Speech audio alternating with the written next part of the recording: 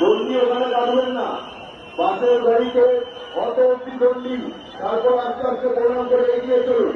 আচ্ছা সবাই মিলে একবার বড় মা কি, বড় মা কি, বড় মা কি, বড় মা কি, বড় মা কি, বড় মা কি।